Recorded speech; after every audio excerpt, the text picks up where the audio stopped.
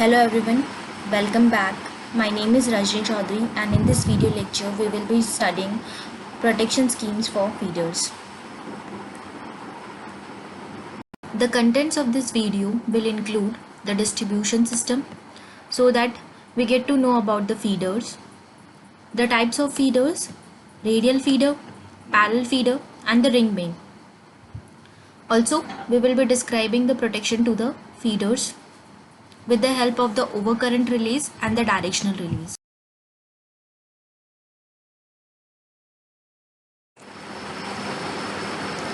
Distribution system. After the electrical power is generated and transmitted, it becomes the responsibility of distribution system to supply that power to the consumers. And for that, distribution system has three components: feeder, distributors and service means. Feeders, as you can see in the diagram, are the conductors which connect your substation to the area to be fed by that substation. Also, as you can see in the diagram, there are no tappings in the feeder as they are designed mainly from the point of view of their current carrying capacity. Hence, no tappings are taken from feeder. Talking about the distributors, these are the distributors. They are connected to the feeder. Also, these are the conductor set from which tappings are taken. As you can see in the diagram, tappings are taken from the distributors and supplied to the service main. They are designed mainly from the point of voltage drop in them. Service main. Service mains are the conductors which are very near to your consumers and thus they are responsible for supplying the electrical power to consumers after getting it from the distributor.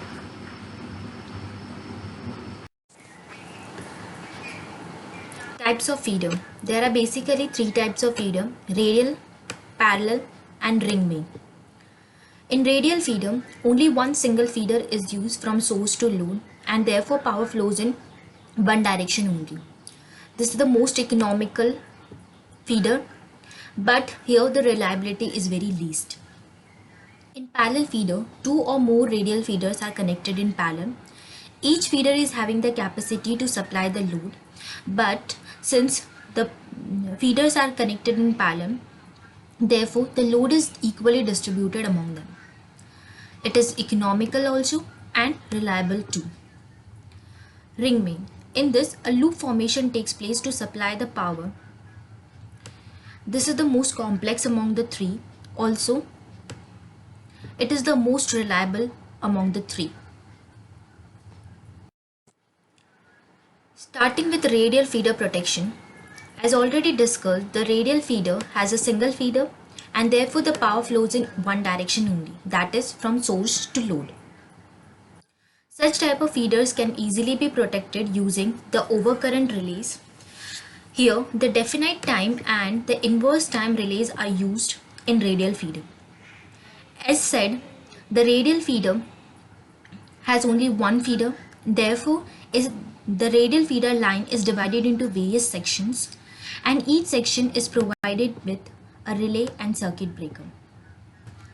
Here, time grading is used for protection, which means that the relay nearer to the source, is given the maximum time for operation, whereas the relay nearest to the end of the line is given the minimum time for operation.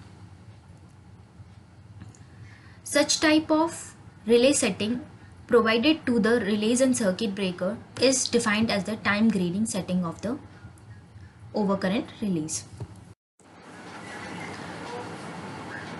Parallel feeder. When two or more radial feeders are connected in parallel to achieve the stability of the system, then such type of configuration is called parallel feeder. Here, each feeder is having the capacity to supply the entire load, but since we are using two or more feeders in parallel, therefore the load is equally distributed among them. If a fault occurs on any one of the feeder, the faulty feeder is thus isolated from the system to maintain the continuity of supply. Thus, protection of feeder is here a bit complex, And we cannot use here simply the non-directional overcurrent protection. We need to use here the directional relay for protecting parallel feeder.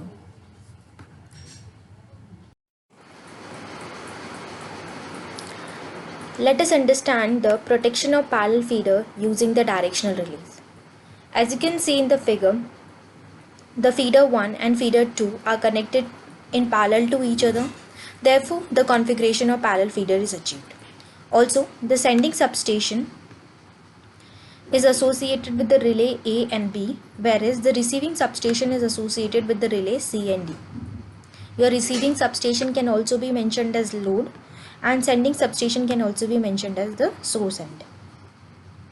The relays at the source side are the non-directional relays, that is the relay A and the relay B are the non-directional relays, whereas the relay C and the relay D provided at the load side or at the load end are the directional relays. According to the property of the directional relays, when the power flow is in the direction of the arrow mentioned, then in that case the directional relay will operate. That is, in this case the relay C and relay D will operate when the power flow is from receiving substation to the sending substation, that is from the load side to the source side. Then the relay C and the relay D will operate. Now let us consider that a fault is occurring on the feeder 2. Then in that case the power flow will be as mentioned, means the power from the feeder 2 will be flowing in this manner. Also the power flow from the feeder 1 will be represented like this. Thus the relay D here will now sense that the power is flowing from the load side to the source side, as the power flow direction is in the direction of the arrow mentioned.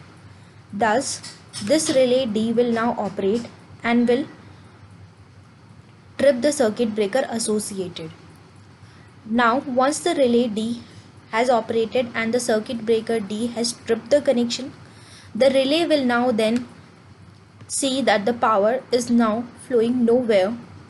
Therefore, the relay A will also trip the circuit breaker associated with it. And in this way, the feeder 2 is completely disconnected or isolated from the system. As already mentioned, both the feeders each feeder is having the capacity of supplying the entire load. Now, the entire load will be supplied with the help of the feeder 1. Ring main system. When various power stations and substations are interconnected via alternate route path, thus forming a ring-like structure or loop, then such type of arrangement is referred as ring main system. The figure here represents a single line diagram of a typical ring main system consisting of one generator supplying the four substations S1, S2, S3 and S4. Here, in such type of arrangements, the power can flow in both directions under fault condition. Thus, it becomes necessary to grade the relays. In order that only the faulty section of the line of the ring is isolated under fault conditions, the relays and the time setting of the relays must be chosen in a very effective manner. The two lines leaving the generator station, that is the 1 and the 8 relay line, must be equipped with the non-directional relays. The double arrow here represents that the relays here connected at 1 and 8 are the non-directional relays. Whereas at each substation, the reverse power or the directional relay should be placed in both incoming and the outgoing lines. As you can see, at this station S2, substation S2, substation S3 and substation S4, the relays 2 and 3, 4 and 5 and 6 and 7 are the directional relays. Also, there should be a proper relative time settings of the relays. The outgoing relays are set with the decreasing time limits. As said, the outgoing relays are set with decreasing time limits. Thus, we will understand how this is done. We are assuming that the power flow is from generator station 1 to 2 to station 3 to station 4 and again back to the station 1. Thus, the power flow is in clockwise direction.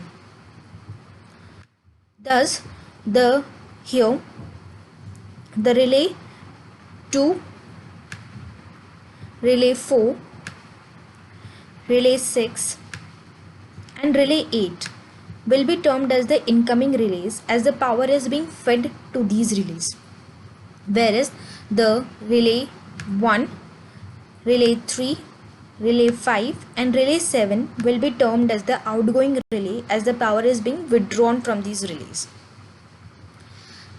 Thus, we have to define the time settings of these outgoing relays.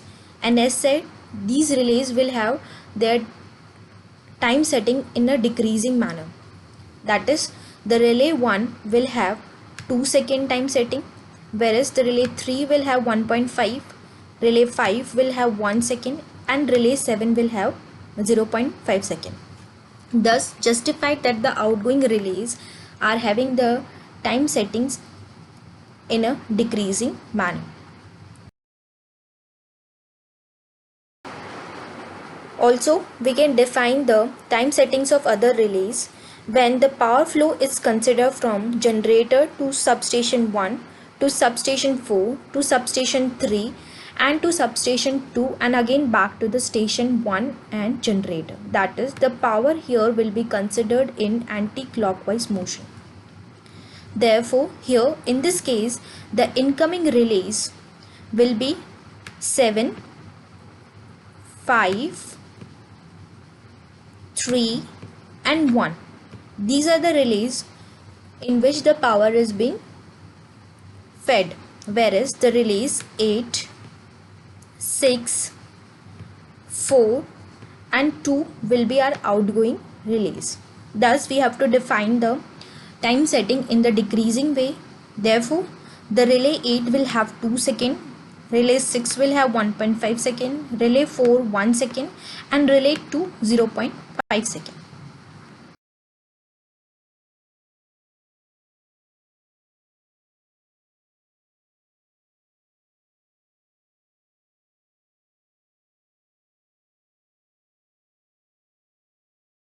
Thus, combining all the time settings of the relay, we can say that all relays connected in this ring main system are defined the time setting.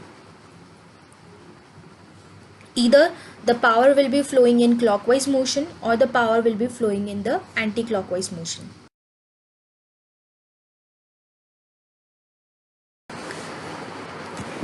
Let us understand how these relays operate when a fault occurs in the system.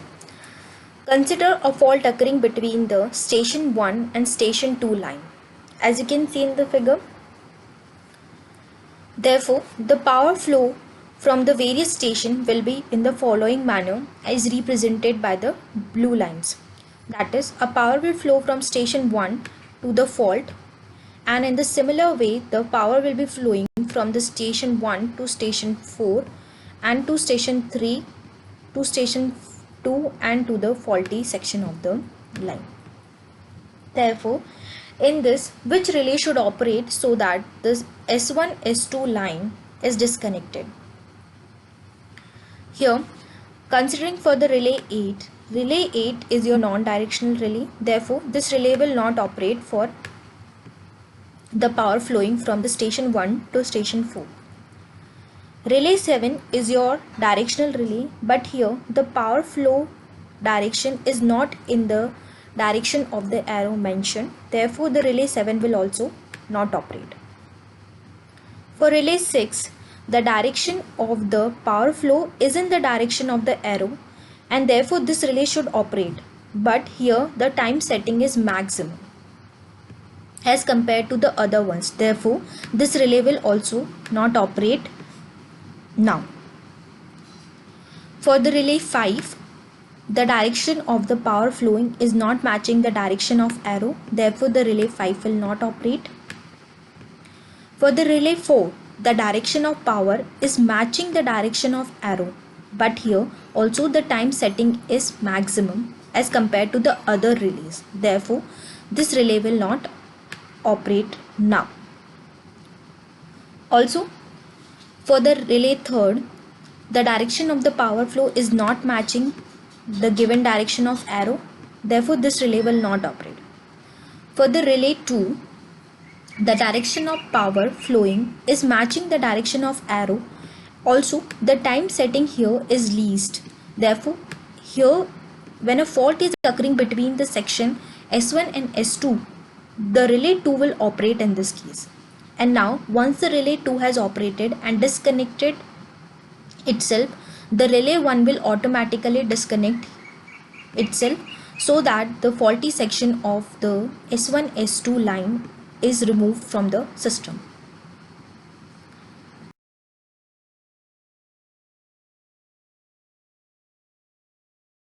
These are some of the references from where the content of the slide has been prepared. In this video lecture, we have studied the various protection schemes applied to the radial feeder, to the parallel feeder, and to the ring main system of the distribution system.